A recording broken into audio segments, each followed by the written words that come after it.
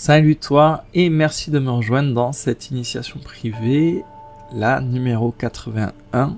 Je te remercie vraiment pour l'attention que tu t'accordes, pour le temps que tu t'offres. Je te remercie toi et ainsi que tous les autres miracles pour vos contributions régulières, vos passes mensuelles. Ça permet à Radio Gratitude de continuer semaine après semaine. Et je suis donc reconnaissant parce que j'ai la chance de pouvoir dérouler chaque jour une nouvelle initiation privée. Et je me réjouis à l'idée de savoir qu'elle sera écoutée. Donc aujourd'hui, tu le sais, pour cette 81e initiation déjà, on est sur cette plainte récurrente. Et on va aller voir ce qu'il y a derrière. Et ce qu'il y a derrière le fait que ce soit récurrent, c'est que bien souvent, il y a une part de nous qui préfère une souffrance connue qu'une liberté inconnue. En fait, ta plainte récurrente, même si elle se plaint du monde ou de ton expérience du monde, en fait, ce qu'elle fait, au lieu de pointer du doigt, elle protège, d'une manière ou d'une autre, une façon de rester au même endroit, une façon de stagner. Là où tu stagnes, c'est familier et finalement c'est confortable. Bien sûr, elle désigne quelque chose qui t'irrite, quelque chose qui ne va pas, et elle tape sur les murs encore et encore, mais si elle revient, si c'est si récurrent que ça, c'est parce qu'elle a une fonction, elle te sert. Si elle revient, c'est pas juste parce que ça ne va pas, parce que ça va mal. Elle revient parce qu'elle te sert quelque part. Et on a besoin de démarrer par ça sur notre chemin pour gravir notre petite montagne et prendre de la hauteur, sur notre chemin initiatique, parce que tu restes bloqué dans l'histoire que te raconte la plainte, tant que tu crois qu'elle est juste une conséquence. Alors qu'en réalité, la plainte, elle te tient, mais toi aussi tu la tiens et tu l'entretiens. Ça veut dire qu'au-delà de l'histoire, elle est aussi une relation. C'est un peu comme une vieille histoire d'amour toxique, tu sais, qui a mal tourné, c'est devenu un peu nocif. Tu souffres, mais tu reviens. Pourquoi ? Parce qu'elle t'offre quelque chose. Elle t'offre une preuve que tu as envie, que tu sens quelque chose. Et sentir quelque chose, même si c'est pas terrible, c'est mieux que de ne rien sentir, que de sentir le vide. Mais un de ses plus beaux cadeaux qu'elle t'offre, finalement, et les plus toxiques, c'est qu'elle t'offre une excuse royale pour ne pas bouger, pour ne pas choisir. Et pourquoi c'est confortable pour toi ? Parce que choisir, on l'a vu dans d'autres initiations, c'est trancher, c'est renoncer. Et renoncer, c'est perdre une version de toi. Et on revient toujours à ce côté familier, ça reviendrait à renoncer à une version connue, une version familière, une version très habituelle. Même si tu étouffes à l'intérieur, tu la connais par cœur, cette version de toi. Et quelque part, la plainte aussi t'offre l'occasion d'appartenir à un groupe, à une histoire. Par exemple, il y a des plaintes, tu vois, c'est une ambiance familiale. C'est un langage qui a été transmis. Dans certaines lignées, on a toujours souffert. Chez d'autres, on a toujours tout porté à bout de bras. Chez d'autres encore, on a toujours manqué. C'est comme ça. Dans d'autres familles, on a toujours tenu bon. Ou on a toujours encaissé. Donc tu vois, quand tu arrêtes de te plaindre, quelque part, tu changes un petit peu de clan à l'intérieur. Et ça peut faire un peu peur. C'est un peu comme si tu coupais ta loyauté envers ta lignée, envers ce qu'on t'a transmis, ce qu'on a imprimé en toi. Et on a parlé d'énergie tout à l'heure, d'énergie qui tourne en boucle, d'énergie qui t'use, qui te grignote. Et regarde bien, à chaque fois que tu donnes de la place à ta plainte, c'est un hôtel où tu sacrifies justement ta puissance, chaque jour. Et c'est ça qui est dingue, c'est que la plainte, quelque part, elle t'offre d'une certaine manière une justification, tu vois, ça légitime ton état actuel. Et ça t'offre en fait des petites doses de ton identité. Ça fait un raccourci qui est très pratique. Tu deviens celui qui subit, celui qui dépense, celui qui n'a pas de chance, celui qu'on ne comprend pas, qu'on ne comprend jamais. Et tu vois, le fait d'avoir cette identité qui prend toute la place, ça t'évite de regarder qui tu es en dehors de ça. Si tu n'étais plus obligé de vivre dans cette plainte-là, avec cette étiquette-là, qui tu deviens. Donc le défi d'aujourd'hui, le fait de recycler une plainte, de la transformer en un geste, en fait ça te demande de quitter une partie ou la totalité de ton personnage. Et ça demande aussi de te vider de ce poison. Et ce poison, généralement, c'est ça que tu refuses de lâcher. Ce qui t'empoisonne, c'est pas ce qui t'arrive. C'est ce récit, cette histoire que tu tiens et que tu veux pas libérer. C'est cette boucle à l'intérieur qui commente, qui est répétée, une sorte de rumination. Et c'est cette rumination, ce poison, qui entretient ton image qui ne bouge pas. Ça englobe, ça soutient ton droit de rester pareil, de ne pas bouger, d'être conforme en fait à ton passé. Cette rumination, elle peut maintenir ta peur. tu vois. Elle peut te maintenir sous anesthésie. Elle peut te maintenir dans une sorte de salle d'attente où tu repousses encore et encore. Tu sais, la salle d'attente qu'on a évoquée dans différentes initiations. Cette plainte, et ça c'est le plus vicieux, c'est qu'elle te donne l'illusion d'agir alors que tu n'agis pas. Ça entretient une illusion de mouvement, comme si le fait de verbaliser, de répéter cette phrase, ça te donnait l'illusion de traiter le problème, mais en fait tu ne fais rien. En fait tu en parles, tu y penses, tu analyses, tu le retournes dans tous les sens, mais pendant ce temps, la plainte elle fabrique du temps. En fait, tu es en train de grappiller du délai, des recours pour ne pas agir. Donc quand tu recycles une plainte avec le petit défi d'aujourd'hui, en fait tu coupes ce robinet, c'est fini, tu détruis la salle d'attente. Tu sors de cette espèce de brouillard mental et tu vas descendre petit à petit à travers tes mains à la rencontre de la réalité. Et quand tu viens toucher le réel, la réalité avec tes mains, cette réalité-là, elle va te parler, elle va te dire des choses très concrètes. Là, il faut choisir, il faut trancher. Là, il faut renoncer. Ici, il faut dire non. Là, il faut demander. Ici, il faut arrêter d'être dans le faux. Il faut quitter la comédie. Ici, il faut apprendre à recevoir. Et c'est cette incroyable rencontre qui va nous nourrir aujourd'hui. On va continuer à grimper un petit peu sur notre petite montagne pour prendre de la hauteur. Et ce qui est fou, c'est que très souvent, si tu observes bien, on ne se plaint pas du problème, on se plaint de la solution. Je manque de temps. Très souvent, ça veut dire que choisir, ça me met en difficulté. Choisir, c'est renoncer. Et renoncer, c'est perdre des possibilités. Quand tu dis, je suis entouré de personnes toxiques, je suis dans un panier de crabes, qu'est-ce que ça nous dit derrière? Ça nous dit que poser une limite, ça t'expose à une solitude temporaire. Et que ça, c'est difficile pour toi. Je suis fatigué, ça veut dire quoi? Ça veut dire que te respecter, lever le pied, ça risque de décevoir quelqu'un. Ou ça implique de devoir ralentir. Ou ça implique de perdre l'image de celui qui porte tout à bout de bras. Personne ne me comprend. Tu vois derrière que ça peut nous dire que te montrer vraiment, ça te met à poil. Et ça, c'est inconfortable pour toi. Donc ce qui est étrange, c'est que la plupart du temps, la plainte, elle pointe du doigt la sortie, et en même temps, elle te dit surtout, ne la franchis pas. Ne va pas par là. Et tu vois, c'est très intéressant parce que la plainte jusque-là, on pouvait croire qu'elle accusait essentiellement l'extérieur. Alors qu'elle signale, elle éclaire exactement l'endroit où ta liberté commence à coûter quelque chose. Et ça, quand tu comprends ça, c'est très très intéressant. Parce que ça peut aussi nous éclairer sur le fait que au fond, tu n'es pas tellement attaché au fait de vouloir régler le problème. Peut-être que tu veux garder le droit d'avoir raison. Et au fond, avoir raison, c'est très très confortable. Ça nous donne une supériorité. Ça nous protège, ça nous rend cohérents. Tu vois ce que je veux dire? Tu peux dire, voilà pourquoi je suis comme ça. Voilà pourquoi j'ai pas bougé, voilà pourquoi j'en suis là aujourd'hui, voilà pourquoi c'est compliqué pour moi. Et du coup, c'est presque, c'est souvent même plus agréable cette cohérence-là que ta liberté, que ta remise en mouvement. Et ta liberté, elle te demande une seule chose, c'est qu'est-ce qui est vrai là-dedans. On s'éloigne du fait que tu aies souffert, que tu aies porté, que tu aies manqué, que tu as accusé le coup, que tu aies subi. La liberté, elle te demande qu'est-ce qui est vrai, et souvent, immédiatement, c'est ton cœur qui répond. Et c'est là qu'on voit ce qu'il y a derrière la plainte. Ton cœur, il peut dire j'ai besoin d'aide, je veux arrêter, je veux me choisir, je veux parler, je veux du silence, je veux de l'espace, je veux du temps, du repos, je veux de l'authenticité. J'en ai marre du faux. Tu vois, c'est là que c'est important de comprendre que la plainte, généralement, elle vient maquiller une vérité que tu as du mal à admettre. Quand tu dis j'y arrive pas, en fait, il est fort probable que derrière, l'énergie, ce soit je n'ai pas spécialement envie. Tu vois, si ta plainte, c'est je suis bloqué, j'ai un blocage tout le temps, peut-être que l'énergie derrière, c'est réussir me fait peur. Si ta plainte, c'est trop bon, trop con, on se sert de moi. Tu vois que l'énergie derrière, c'est que j'utilise ma gentillesse pour contourner mes désirs. Donc d'une certaine manière, le défi et l'initiation d'aujourd'hui visent à te rendre cette capacité d'observer, donc du discernement. Et un discernement donc qui va te dépouiller de tes illusions, qui va un peu trancher dans le brouillard. Et derrière cette plainte, on va s'apercevoir qu'il y a un mécanisme, un contrat invisible. J'en ai déjà parlé de ce contrat, de ces clauses, de ces règles, de ces principes de vie qu'on applique à la lettre et qu'on s'est auto-enseigné. Des clauses et un contrat et des principes auxquels on est très très fidèle.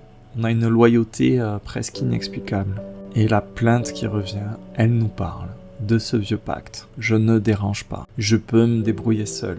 Je tiens quoi qu'il en coûte. Je ne demande rien à personne. Je ne me choisis pas. Je ne suis pas ma priorité. Si je change ou si je montre mon vrai visage, je perds l'amour, je serai rejeté. Donc l'idée avec les 2 minutes durant lesquelles tu vas faire ton geste, l'idée c'est d'aller déchirer ce pacte, d'aller le trahir. Et d'ailleurs, peut-être que tu le remarqueras sur ce défi, tu diras ouais c'est intéressant mais j'ai pas le temps. Ou pas maintenant, ou je le ferai peut-être ce week-end, j'attends d'être à tête reposée. Ça, c'est tes petites résistances de ton agent de sécurité là-haut. Et alors qu'en fait, tu es devant une marche capitale et qui te demande cette marche pour la franchir, juste un tout petit peu de courage pendant ces 2 minutes.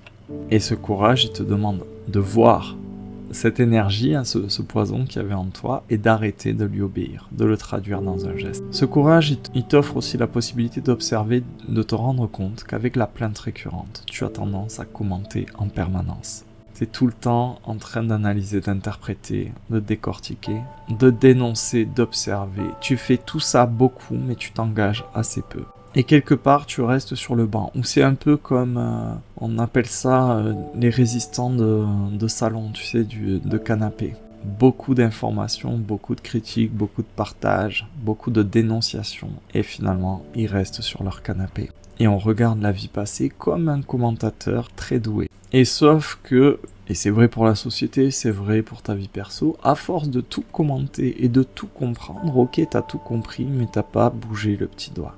Et tu restes au même point, pourquoi ? Parce que t'as pas recyclé cette énergie, t'as pas recyclé ce poison, ta plainte, tu ne l'as pas transmuté en un geste. Donc l'idée c'est de quitter le commentaire pour entrer dans l'engagement, dans la gestuelle, dans l'acte. Et cette bascule consiste à récupérer notre pouvoir d'agir. Et agir aujourd'hui précisément à travers un tout petit geste. C'est un acte qui va à l'intérieur raisonner comme ça, sur le fait que tu préfères avancer vers une vérité inconfortable plutôt que de mijoter, de continuer à baigner dans cette bouillie confortable. Ce que je veux dire par là, c'est que si tu as regardé ta plainte et que tu as vu ce qu'il y avait derrière, par exemple si ta plainte cache une peur de décevoir, ça veut dire que l'acte qu'elle réclame pour être transmuté, ça va être au prix d'un petit refus. Tu vas devoir aller te confronter à cette peur de la déception. C'est ça le geste qu'elle réclame. Si ta plainte, au contraire, tente de te protéger de ton exposition, si ta plainte, finalement, implique que tu dois te montrer, il faut que tu y ailles. C'est ça le geste que ça réclame. C'est de t'exposer. Un tout petit peu, juste 2 minutes. Si ta plainte est plutôt une protection au niveau des sensations, si elle t'empêche de sentir, elle te protège de ça, de sentir quelque chose, comme une fuite en avant, eh ben ton geste va réclamer le fait d'être présent, de te prendre le truc, de te laisser traverser. Si ta plainte, si tu vois que derrière le mécanisme de ta plainte, c'est une protection à propos du choix d'une décision, eh ben ton acte réclame, nécessite un choix, une décision, un renoncement. Et là, quelque part, tu vas complètement briser le charme, ça va changer la vibration du jour parce que ton énergie qui tournait en interne, elle peut revenir et recirculer dans la réalité. En fait, tu la rends à cette réalité, tu la rends au geste à travers le mouvement que tu es en train d'initier. Donc on va essayer de reprendre le défi du jour et d'aller un petit peu plus loin. Donc tu vas prendre un bout de papier, tu vas formuler ta plainte. Une fois que tu as ta plainte écrite noir sur blanc, tu vas te demander, pour ne plus me plaindre, je dois admettre que... Et tu complètes. Et tu attends la réponse vraiment honnête, sincère. Celle qui tranche. Parfois elle vient très vite, parfois elle pique vraiment. Et ensuite tu te demandes, si je change vraiment, je risque quoi au fond ? Quel est le prix en fait concrètement ? Je risque de décevoir, je risque de me sentir seul, je risque d'égratigner mon image, je risque d'être vu, d'être exposé, je risque de ne plus pouvoir me mentir. Tu vas trouver tes mots, tu vas trouver ta réponse. Et maintenant que tu as le prix, tu vas choisir le geste qui permet de payer un petit peu de ce prix. Un geste qui tranche, un geste qui confirme. Pendant 2 minutes. Et donc mine de rien, avec ton geste et cette énergie que tu transformes à travers ce geste, tu vas rééduquer, ouvrir quelque chose dans ton système nerveux et te rappeler que tu as un pouvoir d'action et que tu n'es pas quelqu'un seulement qui subit et qui répète en boucle. Ça va aussi t'apprendre quelque chose, et là on va monter un petit peu d'un cran sur notre montagne. Ça va nous en dire plus sur notre rapport au fait de recevoir, parce que la plainte, quelque part, elle entretient une distance. Beaucoup de plaintes servent à garder certaines choses à distance. Une distance avec le fait d'être aidé, donc de recevoir de l'aide, de recevoir de l'amour. Une distance avec l'opportunité, avec la douceur. Et quelque part, recevoir, ça désarme. Recevoir, ça te touche. Donc tu vois, la plainte, quand elle vient s'intercaler, elle empêche cette ouverture qui pourrait te toucher et donc te rendre vulnérable. Et donc, in fine, capable de recevoir. Ça nous invite donc aussi, à travers ce geste et à travers notre posture vis-à-vis de la plainte, pour la transformer, de revenir à nous-mêmes et d'être capable de laisser la vie nous toucher, nous rencontrer, nous rejoindre même. Maintenant qu'on est assez haut, on peut aborder des points de vue un petit peu plus subtils. À travers la plainte, généralement, il y a comme une notion de prière mal orientée. Il y a une erreur d'orientation dans l'intention. Quand tu dis « j'en ai marre », par exemple, de ce monde de merde. Dessous, finalement, l'adressage, l'orientation, la couleur, c'est quoi? Je veux que le monde change pour que je n'ai pas à changer. Quand tu te plains, des fois, en fait, t'attends désespérément une réparation, ou une reconnaissance, ou une justice cosmique. Une grande scène où tout le monde comprend que t'as souffert, que t'as été seul, que t'as été mal compris, que tu méritais mieux. En fait, du coup, t'attends un grand verdict, l'excuse parfaite de la vie. C'est un peu comme si t'attendais depuis tout ce temps que l'univers te dise oui, tu avais parfaitement raison, mea culpa. Mais pendant ce temps, le présent, la vie avec un grand V, elle passe. Quand tu recycles ta plainte aujourd'hui, quand tu la transformes en action, en acte, tu renonces à cette drôle d'attente, qui est très très humaine, mais qui ne te mènera nulle part. Tu arrêtes d'attendre que la vie s'excuse.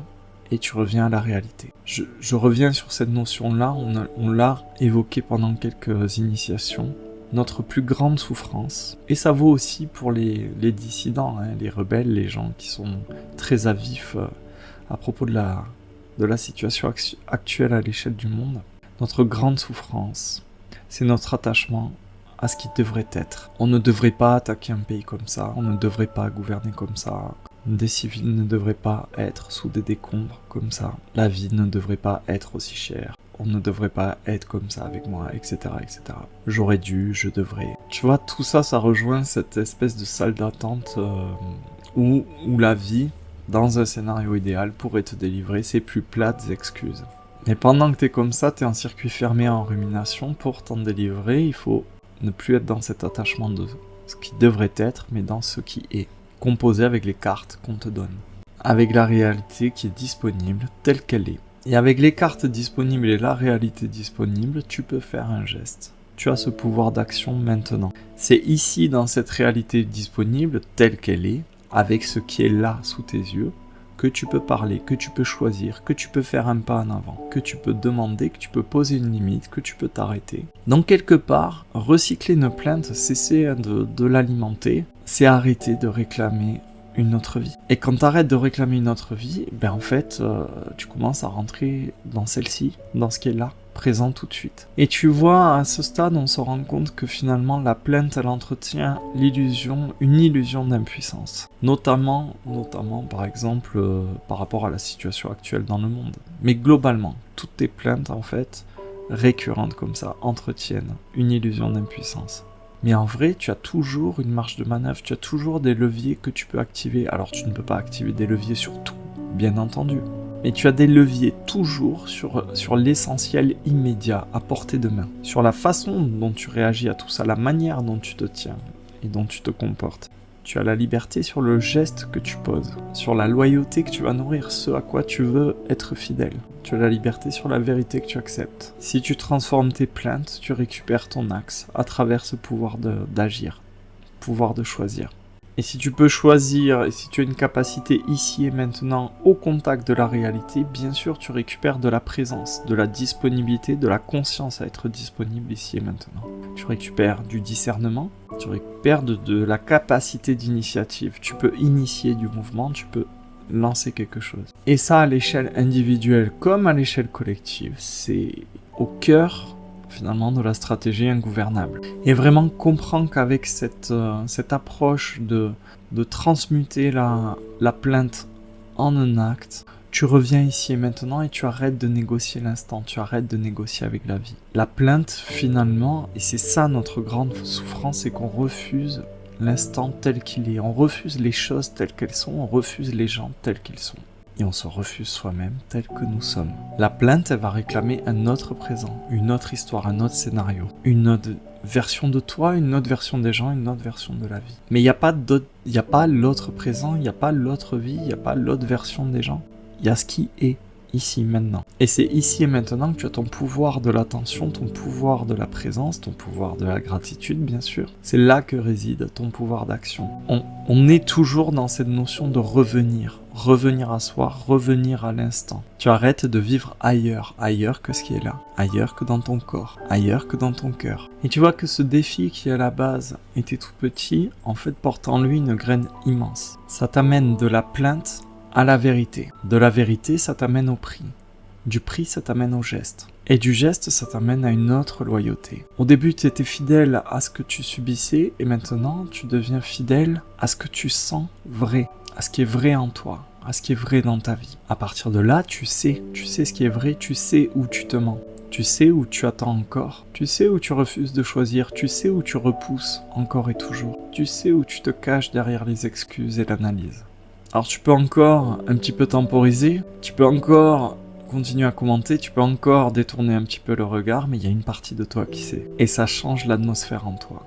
À ce stade, et on arrive tout en haut de notre montagne, on peut se demander finalement, si on laisse mourir la plainte ou les plaintes qui nous donnaient une identité, qu'est-ce qu'on va découvrir sur nous-mêmes, qui on devient sans ces plaintes-là? Il est temps de prolonger notre petite balade par notre bain de gratitude et je t'invite du coup à rejoindre notre lac tout en haut de cette montagne. Et j'aimerais que tu te poses une seconde, que tu laisses tes épaules descendre un peu et tu vas respirer simplement, lentement. Et après une inspiration lente et profonde, tu vas expirer doucement comme si tu voulais éteindre une bougie. On va aller se rappeler au bout de quelques expirations que derrière la plainte, il y a quelque chose de plus dépouillé. Un besoin d'être soutenu, un besoin d'être respecté, un besoin de se reposer, un besoin d'être aimé, un besoin de respirer, un besoin d'être en paix. Et ce besoin-là, il est précieux, parce que c'est ton cœur qui s'exprime, et si ton cœur s'exprime, c'est qu'il y a cette flamme intacte qui sent encore, même si tu t'es blindé, même si tu as beaucoup souffert, même si tu es fatigué, on va pouvoir aller remercier cette plainte. Merci parce que cette plainte, qui me suit tout le temps depuis un petit moment, elle m'indique un endroit très très vrai. Merci parce qu'elle montre toutes ces zones où je me suis oublié. Merci parce qu'elle m'a accompagné comme une petite musique pendant que je ne savais pas faire autrement. Merci parce qu'elle a été un signal.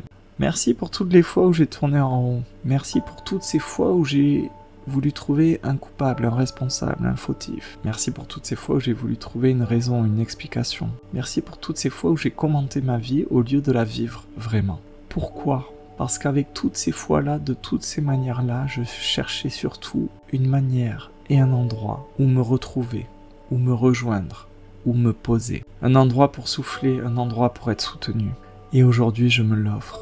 Merci parce qu'en fait, toutes mes plaintes m'ont guidé jusqu'à ce moment, aujourd'hui, jusqu'à cette compréhension du jour, jusqu'à cet instant précis où je retrouve ma pleine capacité d'agir, ma pleine capacité d'utiliser mes plaintes pour me retrouver, pour me rejoindre, pour vivre avec un grand V.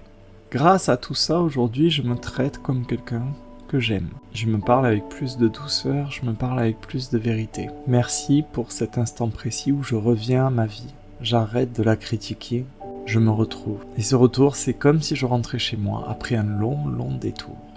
Merci pour ça. Merci parce que j'ai compris que, au lieu d'entretenir l'amertume, j'avais le pouvoir aujourd'hui de choisir l'alchimie. Au lieu d'empiler des pensées toxiques, je transmute. Merci, merci, merci. À ce stade-là, tu vois, il nous apparaît très très clair, au bord de ce lac, avec le ciel magnifique qui se reflète dedans, que toutes ces vieilles plaintes qu'on a entretenues et qu'on a traînées un petit moment, c'était des demandes d'amour mal formulées. Ces demandes d'amour mal formulées étaient des demandes d'amour quand même. comment tu vas pouvoir répondre à cette demande d'amour. Avec un tout petit geste de 2 minutes. Je suis curieux, dis-moi-le dans le groupe WhatsApp. Dis-moi aussi si cette initiation t'a parlé, si ça t'a éclairé. J'aime lire vos retours, vos petits déclics, vos histoires, vos partages. Quoi qu'il en soit, moi, je vais continuer de préparer les prochaines étapes de notre grand voyage et j'espère te voir demain dans la prochaine initiation. Bye bye.